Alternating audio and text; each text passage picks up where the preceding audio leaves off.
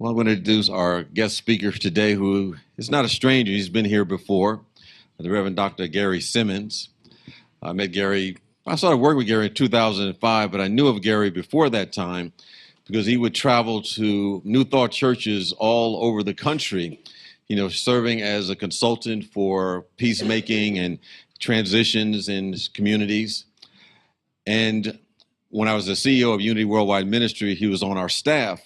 And he was really kind of the vice president that was the head research and developer about the direction of churches. And he had helped craft a pilot program that was used in 13 churches over a 3-year period to see what the best practices were for moving churches into the future. Since that time, Gary is continuing to do his research and development and seeing, as we're going through one of the most significant paradigm shifts, I think, in contemporary times, not only in the world, but also within our spiritual communities all over the country as well. And so I had brought Gary in to serve as a facilitator for a workshop with our board about 1.5 years ago. And he was bringing the latest and the greatest of what we can do to move our communities further. And now we've engaged him as a coach consultant to work with our board, with our staff, as well as the community as a whole, to be a model of possibilities of what a spiritual community can be. So he's kind of like our own church whisperer. So without any further ado, I'd like to bring in Dr. Gary Simmons. I move out of being church doctor to sort of where I am right now is like the Al Gore of churches. So I'm here to share an inconvenient truth. Okay. Part of what I'm going to share is information that'll help you understand what's happening in the broader context of our industry, thinking about churches as an industry. So throughout the United States and North America, 9 out of 10 congregational ministries where you have a minister in a community, they're either have plateaued or in decline. 9 out of 10. Okay, so this is not something that we can kind of just think, well, it's not happening here. We look around and we see all kinds of new people. Things feel great and fine, but you don't know what's going on behind the scenes and how stressed your leadership is, because the realities are such is that our current ministry practice is not sustainable under the current way in which we try to cultivate ownership. And being able to manage an organization in the world, in this economy, is very, very challenging. Times it is unsustainable because our current model of ministry, the minister-centric model of ministry, is funded by a tithing-based model. It's a 400-year-old practice that we have just taken on as just our way of doing ministry, because the industry of church itself began in the effort to bring people together, and in order for funds to come in, there had to be created a system in which people would give to a greater possibility in their life that would ultimately fund a spiritual community such as Spiritual Life Center. The strategy is just that these times and our own individual sense of not enough have interfered with the capacity for tithing as a spiritual practice to really fund ministries.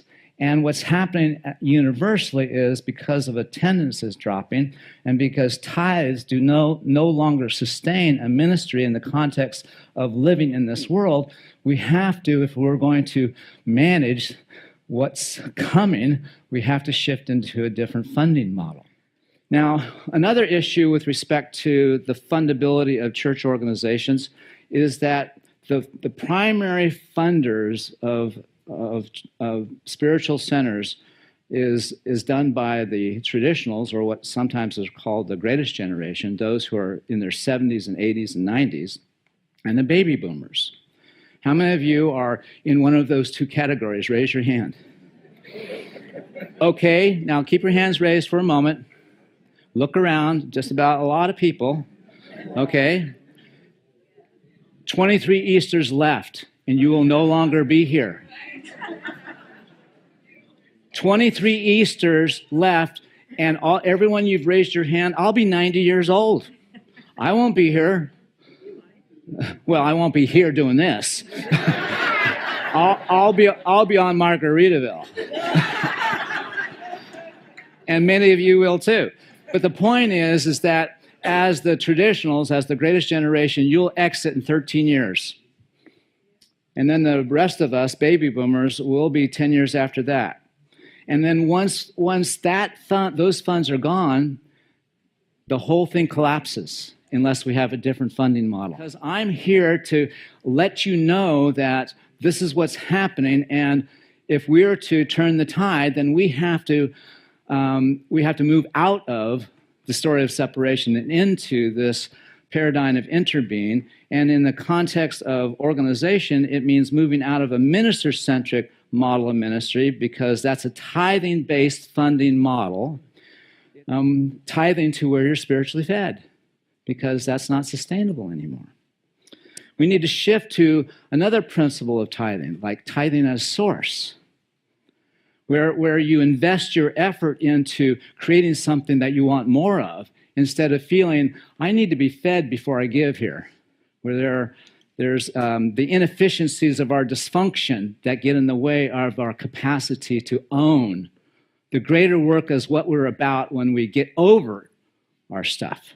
So I'm going to share with you a different funding model in the next few minutes that becomes what we're going to be moving into as a community that will create a different consciousness around how this ministry is supported, as well as a different consciousness with respect to how each of us as individuals are able to move beyond the limits of our own sense of not enough. So how can we manage funding an organization independent of our 400-year-old practice of expecting people to support something if it's of value to them, and therefore we have to be all things to all people? We become afraid that we're going to disappoint anybody in that kind of environment, you see. And can you see the burden it places on you all when you're so dependent upon people liking what's going on in order for them to feel like they can participate and support it?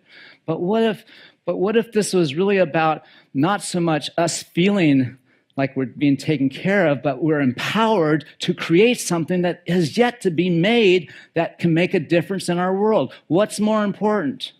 You feeling like you're being taken care of and served, or you feeling empowered that you can transform your life? And so to shift into that different paradigm, we have to have a whole different context for how we're going to make this sustainable. Okay, so here it is. It's all about moving from a tithing-based to an owner-based model, ownership-based. So what does ownership mean?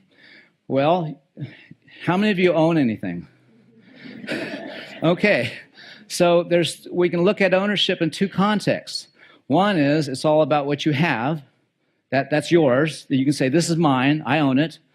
And then the question is, well, do you take care of what you own?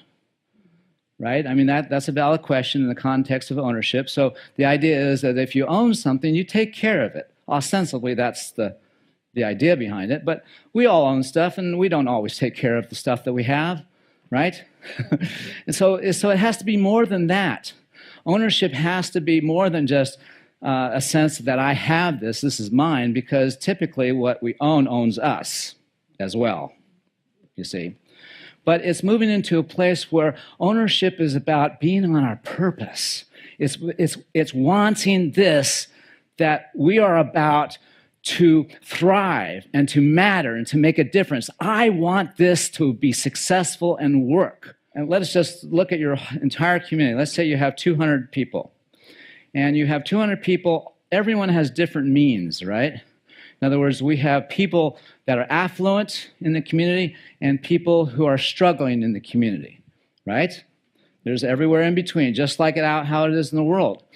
But our tendency in the minister-centric model of ministry is to value, or to kind of favoring those who can support us more meaningfully, because we're desperate for more, you see. And then our tendency is that those who don't have the means tend to not feel like they can participate equally. And that dynamic is very difficult to resolve in the context of needing hundreds of thousands of dollars, amongst 200 people. It translates to $240 a person per month. And not everybody can do that in this economy.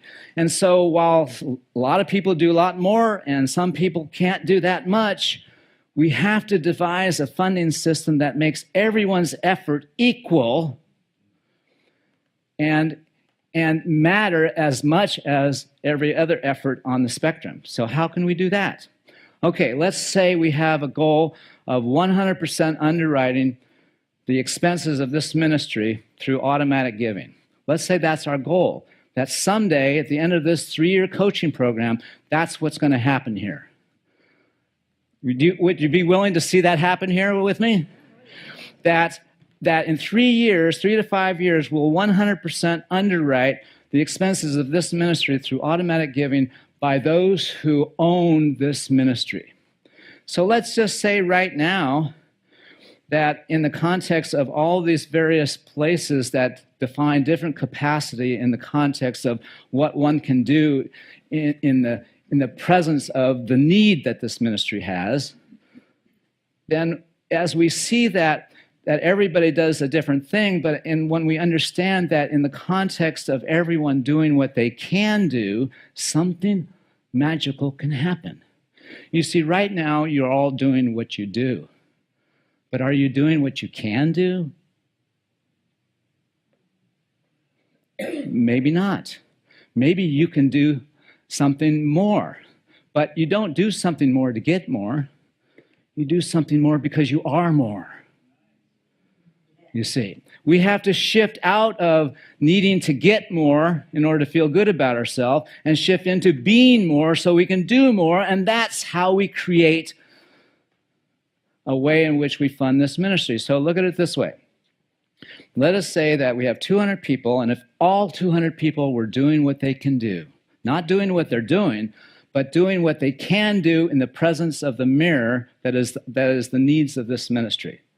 So let us say that from time to time, this ministry welcomes the mirror that says, this is how we're doing. And that we can know, can we not know together that right now, in principle, if everyone in this ministry, all 200 people, were in absolute ownership of this ministry, it would be 100% funded. Because when people do what they can do, not what they're doing, but what they can do, everyone on the spectrum is participating equally because the effort is the same. The effort for one person to put $50 in when they're only making $1,000 a month is the same for someone who puts in $50,000 who makes $500,000. So let's just say right now you have 30 people in that spirit of ownership out of 200. Now, everywhere, everybody's doing their own thing, but the point is that when we shift to a different funding model, it has to become something that we live ourselves into. So it's not going to happen overnight. And so it's not looking outside of ourselves. It's not pointing fingers at anybody. It's just simply acknowledging that unless we all enter into the effort of bringing forth a different paradigm of ministry, this is going to expire in 23 years. And so the principle of ownership is something that's going to take a while to cultivate. Before we can evolve into a new ministry practice, we have to deal with the church's pain body, the church's shadow. And then we have to deal with our own sense of not enough and what lives in us as an obstacle to our expressing who and what we've come here to be. And so my prayer and my effort is to support you in partnering with your leadership to create a whole new paradigm of ministry yourself. Because my work, my passion is developing sustainable ministries in this movement. But we have to welcome the disruption. We have to welcome it. We can't push it away because our pushing away is engaging the story of separation as if it's against us. What if these times are for us? But we just haven't found a way in which we could leverage these things for our benefit, for our higher good. God bless you.